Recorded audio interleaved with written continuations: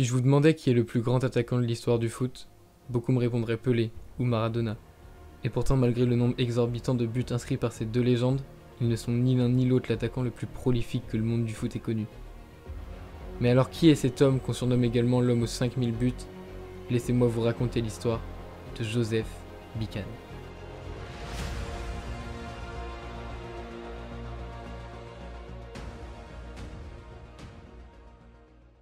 Yo l'équipe, c'est Flip, j'espère que vous allez tous très bien et on se retrouve aujourd'hui pour faire le portrait de l'homme aux 5000 buts.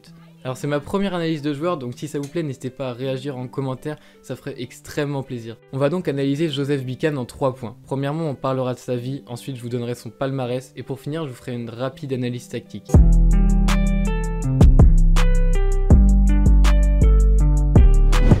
Joseph Bican naît le 25 septembre 1913 à Vienne en Autriche-Hongrie, dans une famille pauvre. Alors qu'il est âgé d'à peine 8 ans, son père décède d'une maladie au rein contractée lors d'un match de football. Ce drame plonge la famille Bican dans une grande pauvreté, obligeant Joseph à jouer au football dès le plus jeune âge sans aucun matériel. Il raconte notamment qu'il jouait sans chaussures jusqu'à ses 12 ans, car sa famille n'avait pas les moyens et que le foot n'était à cette époque qu'un divertissement pour lui. Dès ses 15 ans, il joue dans des petits clubs autrichiens comme à Farbenlutz et enchaîne déjà les buts, 71 en 47 matchs. Il est donc repéré très jeune pour ses qualités de buteur, et le plus grand club du pays à l'époque, le Rapid Vienne, s'intéresse au phénomène autrichien et le recrute dès ses 20 ans. C'est alors les grands débuts de Joseph Bican dans le monde professionnel du football, et comme on le lit si bien, la famille était enfin à l'abri. Il ne restera dans le club viennois que jusqu'en 1937, date à laquelle il rejoindra son club historique, le Slavia Prague. En seulement 8 ans, Joseph Bican réalisera l'exploit d'inscrire 534 buts en match officiel et 1131 au total, soit un ratio officiel de 66 buts par saison et surtout un ratio non officiel de 141 buts par saison. Bon, je vais tout de suite faire la distinction entre ces deux chiffres car en réalité à l'époque, beaucoup de buts étaient refusés ou ajoutés. L'organisation qui gère ces chiffres, c'est l'International Federation of Football History and Statistics. En gros, cette fédération répertorie les buts de tous les joueurs pendant leur carrière. C'est d'ici qu'on tire la stat de 534 buts en 8 saisons pour Joseph Bican. On appellera ça la stat officielle. En revanche, beaucoup de matchs non officiels ne sont pas répertoriés par cette fédération, notamment beaucoup de matchs entre les années 30 et 70. On se retrouve donc avec une deuxième stat, une stat non officielle qu'on ne peut pas vérifier mais qui se rapproche sûrement plus de la vérité. C'est donc d'ici que provient son surnom l'homme aux 5000 buts. Alors évidemment, il n'a pas mis autant de buts en match officiel, mais son nombre de buts réels peut s'en rapprocher malgré qu'il ne soit pas reconnu officiellement. Le cas similaire le plus connu, c'est évidemment celui du roi Pelé, on lui attribue que 767 buts, mais en réalité tout le monde te dira qu'il en a mis plus de 1000. Enfin bref, voilà un point sur cette histoire de but officiel, non officiel. Maintenant on va revenir à l'histoire de notre ami Joseph. Nous sommes maintenant dans un contexte d'après-guerre. L'Europe est dévastée et doit se reconstruire. Le football doit renaître et Joseph est sûrement le buteur le plus convoité. La Juventus notamment lui aurait offert de belles raisons de les rejoindre, mais il a refusé après avoir été informé que les communistes pourraient contrôler l'Italie. Il décida donc de rester à Prague.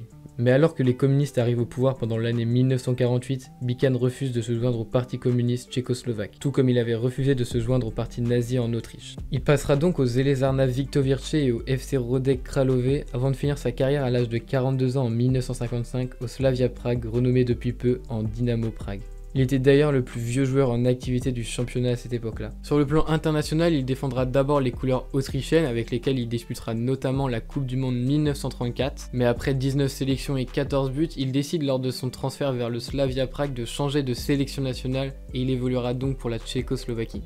Il y marquera 12 buts en 19 matchs et on remarque qu'il a été bien moins décisif en sélection nationale qu'il ne l'était en club, mais en même temps on peut atténuer cette idée en se disant qu'avec la Seconde Guerre mondiale, il a eu beaucoup moins de matchs à jouer et que sans cet événement, il aurait sûrement marqué beaucoup plus de buts.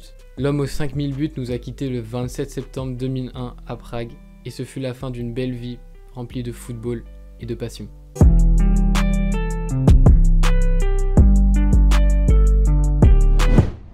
Volontairement, je n'ai pas cité son palmarès dans le premier point hormis son nombre de buts pour pouvoir tout aborder dans ce second point. D'un point de vue collectif, il remporte notamment la Coupe Mitropa en 1934 avec le Slavia Prague. En quelques mots, c'est la Ligue des champions d'Europe centrale entre 1927 et 1992. Avec cette même équipe, il est sacré 5 fois champion de Tchécoslovaquie entre 1940 et 1947. Il est également champion d'Autriche à 3 reprises avec le Rapid Vienne et le Admira Wacker. Enfin, avec sa sélection, la Wunderteam autrichienne, il atteint les demi-finales de la Coupe du Monde en 1934 avant d'échouer aux portes de la finale face à l'Italie haute de la compétition cette année-là. Maintenant, au niveau des distinctions personnelles, vous vous en doutez, il n'en compte pas moins à son actif. Meilleur buteur de la Coupe Mitropa, meilleur buteur du championnat autrichien, meilleur buteur du championnat tchécoslovaque, et évidemment, meilleur buteur de l'histoire du football. On finira ce point palmarès avec une petite distinction pas comme les autres, puisqu'en 1999, un astéroïde est renommé Pepi Bican en l'honneur de sa longue et magnifique carrière.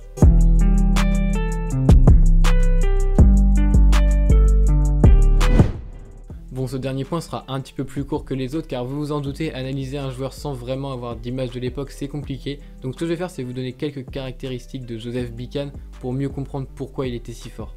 Son talent est dû à des capacités athlétiques exceptionnelles. Il est très habile des deux pieds et a une très bonne vision de jeu. Bican avait également la capacité de courir le 100 mètres en 10,8 secondes, un très bon temps pour l'époque, donc inutile de vous préciser que c'est un très grand plus pour un attaquant. Voilà, c'est la fin de ce portrait sur le plus grand buteur de l'histoire du football. S'il vous a plu, n'hésitez pas à liker et à vous abonner. Rejoignez-moi aussi sur les réseaux, mais tout ça vous connaissez. En attendant, portez-vous bien et moi je vous dis à la prochaine pour une nouvelle vidéo.